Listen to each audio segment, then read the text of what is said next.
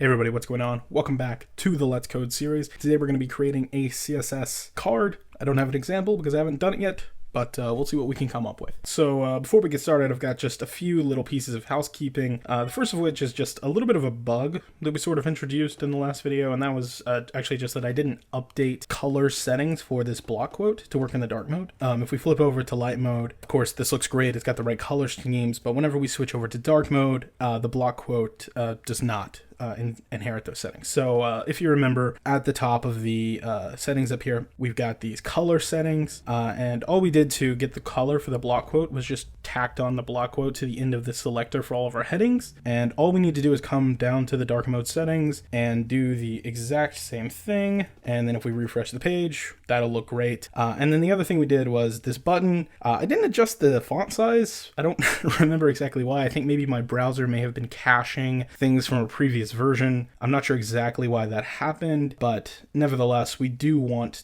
this to be a slightly larger button. This just seems oddly small. Even if we take a look at this zoomed in, it just seems small in proportion to the rest of the site. So all we have to do is if we come down to the button settings, we can just add one line in here and say font size. We'll make it something like maybe 14 point and take a look at what that looks like. All right, that's slightly larger than I'd want it to be. Maybe we'll try 10. Yeah, that looks like a normal size button. And then while we're here in the button settings, one thing that I've done in a few previous versions of this site is just added a little bit of a more visually defined hover. And an easy way to do that is if we do a button hover selector really quickly, we could just do something like border radius and then set that to 10 pixels. And what that'll do is on hover for a button, it will actually change the shape of the button just a little bit in addition to the color, and it'll just be very, very obvious that we're hovering over the button and about to select it. So that's about it. I also adjusted the font face on this author block, but that's super easy. We won't worry about that. Now, let's get into making a CSS card. So the best place to start is going to be right down here below our form that we set up in the last video. And so what I'll do is I'll come right down to the closing form tag, and I'll just open up a new div and go ahead and close it as well. And we'll go ahead and give this div a class. I'll call it like card container or something. So we'll go ahead and create one more div right inside of this. I think it's Shift Tab to go over one. Okay, cool. And this will be our actual card. So once again, we'll give it a class, and we'll just call this class card.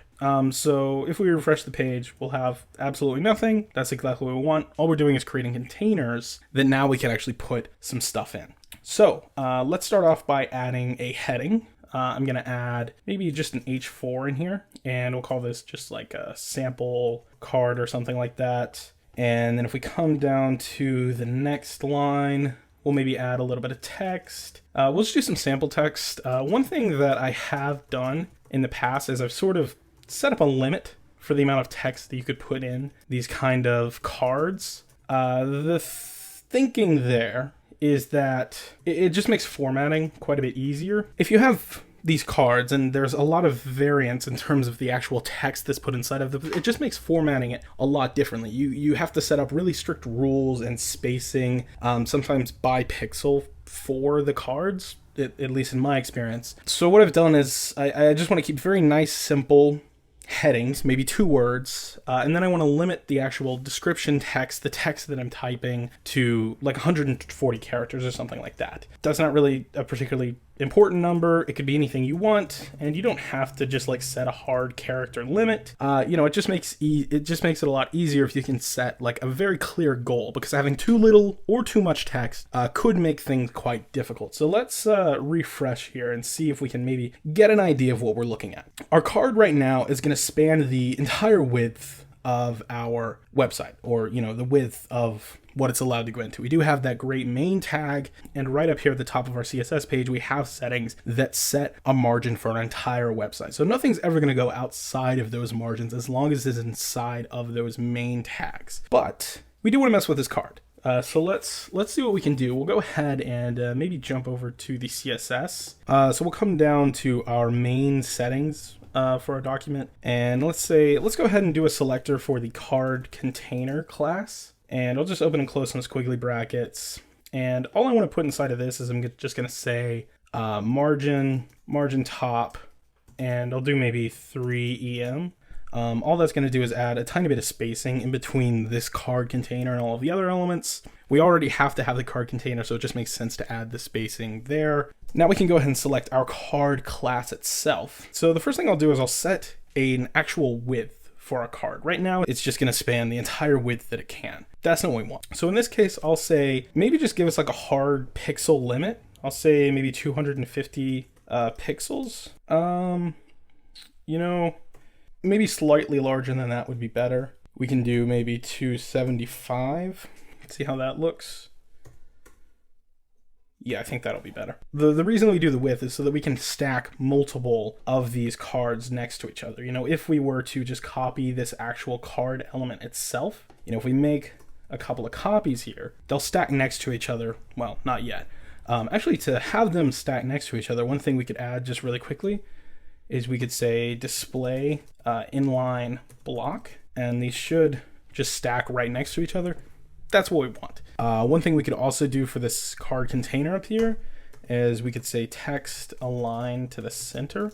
And what that'll do is make sure all of our cards are centered up. And okay, let's keep going here. On our actual card, let's get some colors and some borders and things. Of course, if you've been watching the series, you can probably guess where I'm headed with this. We'll head right up to the top of the website, right here where we have our border and our background color set up for all of these types of elements. And I'll just add in our dot card selector, and then we'll have a nice border for our card. We'll have a nice border and a separate background color. That'll look great. Now let's play around with the spacing a bit. Come back down to the main settings here. I want to go ahead and add a margin to space out the actual cards while they're next to each other. So we'll do maybe 1 EM, 0.5 EM, and that'll add 1 space on the top and the bottom and half a space on the left and the right. Now we have some nice separation between them, and then we could probably just add some padding to the actual cards themselves. So let's try maybe, I think I want to do like half a space basically everywhere except for the very bottom. The heading has a bit of built-in spacing right here, and there's not really a good reason to change that. That's working nicely for what we want. But I do want to add kind of a uniform amount of spacing at the bottom. So the way we could do that, if you're not familiar with the way that these sort of padding things work, if we just add in 2 values, it's going to focus on the top and the bottom, and then the left and the right. So when we say margin 1 EM, 0.5 EM, what we're doing is we're adding 1 space up here on the top and the bottom, and half a space on the left and the right. And if we were to maybe add a quick border around our card container, we can probably see that a bit better maybe. Okay. Now if we want to affect each space individually, the way that these settings work is we start at the top and then we work our way around clockwise. So we start at the top, then we go to the left, then we go to the bottom, and then we go to the right. So that's exactly what we'll do. We'll add in 4 different values. So it's going to be 0.5 for the top, 0.5 for the left, 1 for the bottom, and then 0.5 EM for the right. And now if we take a look, we have much more uniform spacing on the top and the bottom of our card. It's not exactly the same. You know, if we really wanted to, we could just totally clear out the spacing here on the top, and that'll get it even closer to exactly what we want. And we could also size that up a bit. You can see we have perfectly uniform spacing on the left and the right, but on the bottom we have a little bit of a thicker head. And that's probably going to work pretty well for what we want. I'll go ahead and remove that border from our card container there. Okay, that's looking pretty nice so far. I'll just soften the edges a bit. So we'll do a border radius, and we'll do like 5 pixels. Something like that should work pretty nicely. Cool. And now we can start to mess around quite a bit more. I'll go ahead and remove our 2 extra cards here, and maybe I'll add in a button at the bottom of this. I'll say, you know, just a generic button. I might want to put a button into one of these cards, and you know, the spacing on that looks pretty nice by default. The button has some padding built into it, so we don't really need to mess with that. You know, one other thing I might do is I might add an image.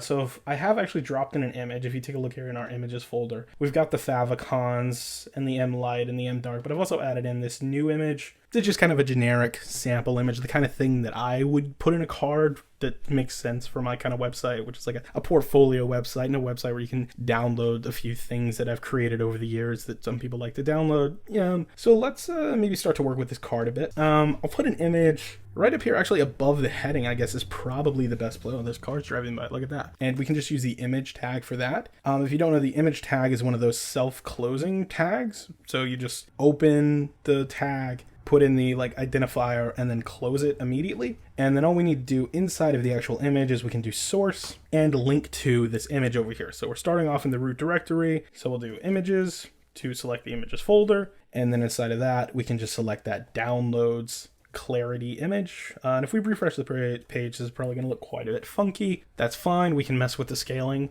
right now, actually.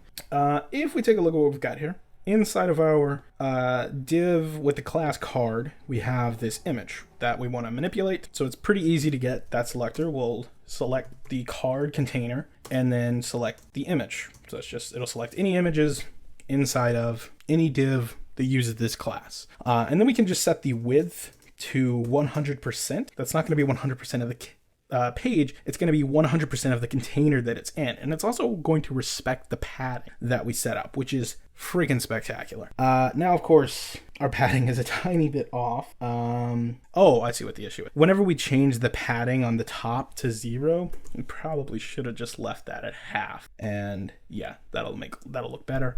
And there's a few different ways that we could manipulate the image to look worse or better or whatever. I'm just going to throw on a little bit of styling on the border. I'll say set the border radius to 5 pixels like everything else. That's pretty consistent with the rest of our site design. And that's a pretty good looking card, honestly. It does what we need it to do. We can go ahead and create a couple of copies just to see how these are going to play with each other as we start to edit them a bit more. So I'll make like maybe 4 copies. That should be enough that we have one going down to a new line. Cool. And now let's try to, wow, are we already ready to get dark mode compliant and stuff? Holy crap. This is going to be like maybe the shortest video in a while, but we need to make this mobile ready. It does fine on mobile, but the concern is that this has a very specific width, 275 pixels. So on any display that's smaller than that, these are just going to look like complete garbage. It's going to totally break the website experience. So we do want to mess with that. And then of course we need to make these dark mode, which, since we're being so incredibly lazy here, is going to be incredibly quick. We're just going to go down to the dark mode settings and then add at the end of this mobile menu selector, the selector for the dot card element. Now these are dark mode ready. And I think probably the easiest way to make this mobile ready would be to, when we get to our breaking point,